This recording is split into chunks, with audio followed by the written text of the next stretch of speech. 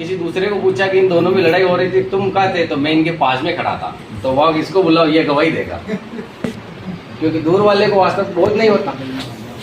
तो इसी कारण जो साक्षी है, तो जागृत, स्वप्न और सुषुप्ति तीनों जो जब हमारी अवस्थाओं में जो क्रियाएं होती हैं सब, तो वो साक्षी सबसे निकट होता है। तो निकट होने के कारण वो सबकी गवाही देता है कि प्राणी ने सपने में ये कार्य किया है, जागृत में ये कार्य किया है और सुषुप्ति में ये कार्य नहीं किए। तो साक्षी समीप रहता है, इसलिए वो सबको बता देता है। हमने अच्छा कर्म किया, यहाँ जागृत में तो हम सब छुपा लेते भी, मैंने बुरा कर्म होता है तो कोई बताता नहीं, चोरी करता है, नीति करता है तो बताता नहीं। ऐसे ही अगर साक्षी न हो तो जब आगे गवाही देने के लिए पूछा जाएगा कि इसने क्या क्या कर्म किए, तो जीव तो छिपा लेगा भी मैंने तो ये पाप कर्म नहीं किए, क्योंकि ये सजा भोगना, पाप तो सभी करते हैं लेकिन पाप का फल कोई चाहता नहीं। सब पुण्य स्वर्ग में जाना चाहते हैं, या किसी ने सोचा कि मरने के बाद मैं नरक में जाऊँ। चाहे सब चोरी, नीति, झूठ सब कर रहे हैं, लेकिन चाहते कोई भी नरक में नहीं जाना। तो प्राणी मात्र सुख चाहता, दुख नहीं चाहता। वो कर्म तो दुख के करता है, पाप कर्म करता है, लेकिन वो उसको फल भोगना नहीं चाहता। तो इसी प्रकार त्रिशक्ति को भगवान ने हमारे हृदय में साक्षी को भेजा, ताकि प्राणी मात्र चाहे अंधेरे में भी कर्म करे, लेकिन ये साक्षी वहाँ आकर सबकी चित्रगुप्त के पास गवाही दे देगा, भाई प्राणी ने ये सपने में भी ये कर्म किया, ये सपना देखा। ऐसे ही वो जब जागते हैं तो वो साक्षी सबको हमें आकर बता देता कि भी इसने ये पाप कर्म किया, ये चोरी करी, ये अनिति करी, ये कार्य किए। अगर वो साक्षी अगर छुपाता पाप कर्म को, तो सपने के पाप कर्म बताता नहीं, क्योंकि वो पाप कर्म थे। या जैसे जागृत में छुपाते हम, तो साक्षी वैसे अगर सपने में छुपा ले तो हमें सुबह कौन बताएगा। तो साक्षी को निकट इसलिए कहा है कि वो साक्षी, स्वप्न, जागृत और तीनों अवस्थाओं का वो साक्षी। तो ये त्रिशक्ति है, यानी कि वो समीप है। दूसरा लक्षण आया है उसमें उदासीन। उसका उदासीन होना भी जरूरी है। जैसे कि हम दोनों मित्र लड़ रहे हैं और मेरे पास में खड़ा वाला मेरा ही मित्र है, तो मेरी गलती न होते भी वो कहेगा गलती इसकी है, क्योंकि उसका मित्र है और घनिष्ठता है, इसके कारण वो झूठ बोल सकता है। तो साक्षी का उदासीन होना बहुत जरूरी है। उदासीन कहते हैं जो पक्षपात से रहित हो, किसी एक का पक्ष नहीं लो। जैसे किसी का घनिष्ठ मित्र है तो वो अपने मित्र का पक्ष ले लेता है, तो पक्ष लेने के कारण उसका एक तरफा न्याय हो जाता है। तो ऐसे ही ये शरीर, इंद्रिया, मन, बुद्धि इत्यादि जो भी कर्म करते हैं, वो स्वप्न में साक्षी क्या क्या कर्म करते हैं, कौन क्या करता है, तो साक्षी उसका उदासीन रहता है। वो किसी का पक्ष नहीं लेता कि मन ने ये विचार किया या इंद्रियों ने ये कार्य किया या ये, वो साक्षी सबको, वो क्योंकि पक्षपात रहित है, किसी का पक्ष नहीं लेता। वो जो भी बोध हो वो यथार्थ वो कह देता है। अब जैसे कि हम तीसरा लक्षण आता है बोधा साक्षी।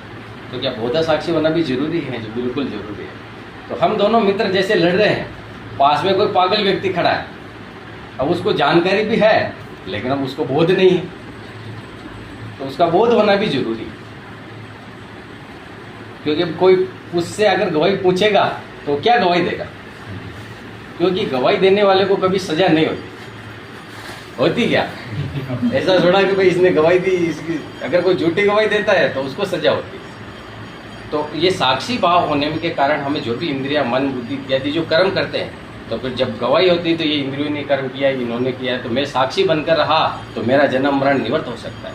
क्योंकि मैं क्यों भटकूं, मेरे को सजा क्यों हो? मैं तो साक्षी हूँ। लड़ाई तो इन दोनों ने की, तो इनको सजा होनी चाहिए। तो मन, इंद्रिया, ये इंद्रिया 10 इंद्रिया कर्म करने वाली है, मन इनसे करवा रहा है, जीव है जो सुख दुख भोगता है, ये सब इत्यादि करता है। तो ऐसे जब साक्षी भाव में हम रहते हैं तो हम कहते हैं ये इंद्रियां कर रही हैं, ये शरीर भोग रहा है, मन ने सुख दुख इसका भोगा। इस प्रकार मैं कौन हूँ? तो मैं साक्षी, मैं जागृत का साक्षी हूँ, मैं स्वप्न का साक्षी। जैसे हम साक्षी है ना, हम बचपन में इतने छोटे थे, कल हमने ये खाया, कल इन सबको मैं जानता हूँ। जो जानता हूँ वो कर्म नहीं होता, जानने वाला कार्य से भिन्न होता है। जैसे हम मकान है, ये मेरा है, तो मकान हमसे भिन्न हुआ। ऐसे ही ये सब कर्म जो होते हैं ये साक्षी के भीतर ही होती है। जो सपना है वो साक्षी के अलावा दूसरी वहाँ कोई वस्तु नहीं है, साक्षी से रूपों में दिख रहा है। फिर भी हमें साक्षी का बोध नहीं है वहाँ। अगर साक्षी का बोध होता तो सपने का सुख दुख नहीं होता। तो साक्षी का बोध नहीं होने के कारण, भूल जाने के कारण, कोई भूत मार रहा है या कोई किसी पाडा मार रहा है, किसी प्राणी को कुछ हो रहा है, तो दुख पाता है, अरे मैं मर जाऊंगा, हाय मैं मर जाऊंगा।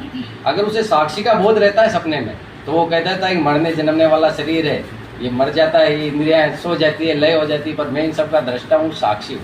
तो इस साक्षी होने से उसको जन्म मरण के चक्कर से वो छूट जाता है। और सर्व जो बंधन है बंधन यहाँ तक उन्होंने ये ना क्या विचार चंद्रोदय की पहली कला में आता है, जो संसार जो है ना वो स्थूल सूक्ष्म कारण सहित ये संसार का होना। हम क्या मानते हैं कि संसार तो बार बार है, हम संसार से अलग हैं, हम संसार को भोगने वाले हैं, हम ऐसा समझ लेते हैं।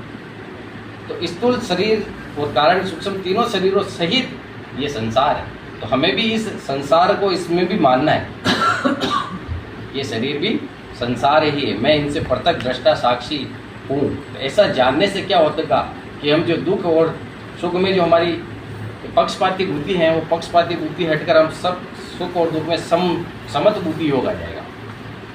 क्योंकि मोह के कारण ही सब दुख होता है, बिना मोह के कोई दुख नहीं होता। जैसे कोई प्राणी भीलवाड़ा में बहुत एक्सीडेंट हो रहा है, बहुत मर रहे हैं, लेकिन हमें कोई दुख नहीं होता।